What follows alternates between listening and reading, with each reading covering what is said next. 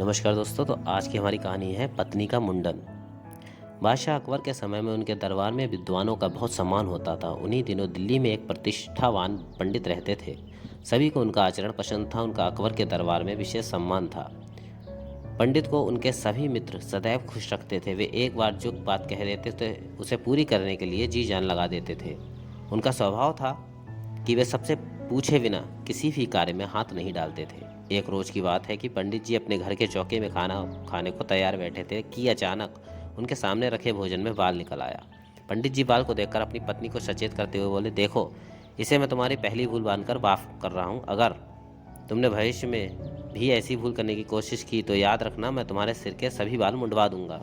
पंडित जी की धर्मपत्नी उनके दृढ़ संकल्प एवं जिद्दी स्वभाव से भलीभांति परिचित थी। इसीलिए वह भोजन पकाते व परोसते वक्त विशेष रूप से सावधानी बरतती थी तथा अपने पति से सदैव भयभीत सी रहती थी। खाने पीने की चीज़ों के संपर्क में आते वक्त वह अपने केशों को कसकर बांधे रखती थी। कोई भी गृहिणी भले ही कितनी सावधानी बरते, कभी न कभी तो उससे जाने अनजाने में भूल हो ही जाती है। ऐसा ही एक दिन कार्य की व्यस्तता के कारण ब्राह्मणी के साथ भी हुआ, क्योंकि होनी को कोई नहीं टाल सकता। लाख सावधानियां बरतने के बाद भी एक दिन पंडित जी के भोजन में बाल निकल आया। बाल को देखते ही वे अपनी पत्नी पर पूरी तरह बरस पड़े। उन्होंने उसके मुंडन के लिए नाई को बुलवा भेजा। अपने पति के गुस्से को बेकाबू होते देखकर ब्राह्मणी ने कमरे के भीतर घुसकर अंदर से दरवाजा बंद कर लिया। पंडित जी के काफी डराने धमकाने पर भी उसने दरवाजा नहीं खोला। पंडित जी भी अपनी जिद पर अड़े रहे।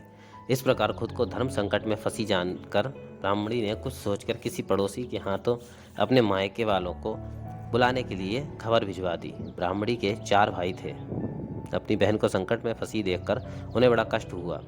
वे अपनी बहन के अपमान का बदला लेने व अपने बहनोई को सबक सिखाने का उपाय सोचने लगे। उसके बड़े भाई को अचानक याद आया कि बीरबल उसके काफ़ी अच्छे मित्र हैं। वह अपनी बहन को इस संकट से मुक्त कराने का उपाय जानने हेतु तत्काल बीरबल के पास पहुंचा। उस वक्त बीरबल लेटे हुए कोई पुस्तक पढ़ रहे थे। उन्होंने अचानक अपने मित्र को यूँ देखा तो पूछा, आओ मित्र, सब कुशल तो है ना? आज कैसे इधर का मार्ग भूल बैठे? बीरबल के पूछने पर उसके मित्र ने अपनी बहन के साथ घटी पूरी घटना के बारे में बता दिया तथा इस संकट से मुक्ति का उपाय पूछा। इस पर बीरबल ने अपना सुझाव देते हुए कहा, आप चारों भाई नंगे सिर अपने बहनोई के सामने इस प्रकार जाओ जैसे तुम्हारे यहाँ कोई मर गया हो। तब तक मैं भी वहाँ पहुँच जाऊँगा। इधर पंडित जी ने दरवाजा न खुलने पर क्रोध में आकर दरवाजा तोड़वाने हेतु एक सेवक को बढ़ई ले आने के लिए भेज दिया। कुछ देर बाद बढ़ई ने आकर दरवाजा तोड़ना शुरू किया ही था कि तभी ब्राह्मणी के 4 भाई सफाचट सिर को खोले वहां आ पहुंचे। उनके आने के थोड़ी देर बाद भी बीरबल भी क्रियाकर्म की आवश्यक सामग्री लेकर वहां आ पहुंचे। बीरबल कमरे के दरवाजे के ठीक सामने बैठकर पिंडदान के लिए टिक्की बांधने लगे। उधर मायके से आए 4 भाइयों ने पंडित जी को धर दबोचा और उन्हें चारों ओर से कपड़ों में बलपूर्वक लपेटकर अर्थी बांधनी शुरू कर दी। अब पंडित जी ने इसका विरोध किया तो एक भाई ने क्रोध में भरकर कहा, खबरदार, शांत लेटे रहो, बिना तुम पर कफन डाले भला किसकी मजाल है जो मेरी बहन का मुंडन कर सके। चारों भाई पंडित जी को बांधकर बीरबल के पास ले गए। इस अजीबोगरीब स्थिति को देखकर आसपास के लोग भी वहां इकट्ठे हो गए। पंडित जी अपने पड़ोसियों के सामने जो उनका बड़ा सम्मान करते थे, ऐसी दुर्दशापूर्ण स्थिति में शर्म से गड़े जा रहे थे। वे अपने चारों सालों से मुक्ति की प्रार्थना करने लगे। कमरे में बंद दरवाजे की झर्री से ब्राह्मणी ने भी अपने पति की हालत को देख रही थी। पति को अपने भाइयों के सामने इस प्रकार गिड़गिड़ाते और खुशामतें करते देखकर पत्नी को दया आ गई।